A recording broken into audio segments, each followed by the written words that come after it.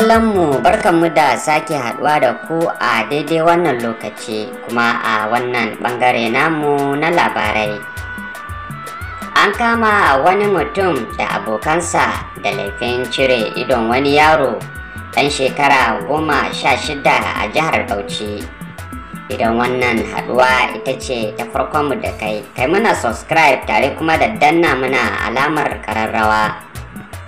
Rundunar 'yan sandar jihar Bauchi ta kama wani matashi ɗan shekara 32 mai suna Isaac Ezekiel, mazaunin rafin zurfi yalwa a jihar Bauchi, bisa zarginsa da cire idon wani yaro ɗan shekara 16.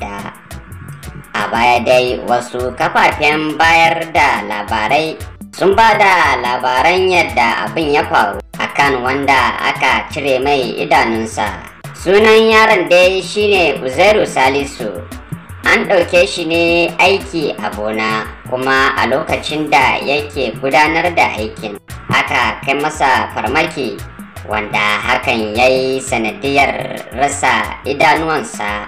Wata sanarwa da mai magana da yawon rundunar 'yan sanda wato SP Ahmad Muhammad Wakili ya fitar, wanda ake zargin da kansa ya amsa laifin nasa.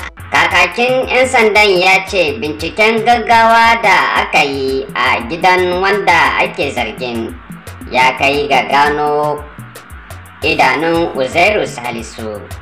Wakilin 'yan sandan ya ƙara da cewa wasu da aka kama da laifin sun hada da Nisko Bawa M mai shekaru 38 a gundumar Kabwir, karamar hukumar Kankiya. Da fatar kun ji daɗin labaranmu, ku yi mana subscribe tare kuma da danna mana alamar kararrawa don sanar da ku da zaran mun saki sabbin labaranmu.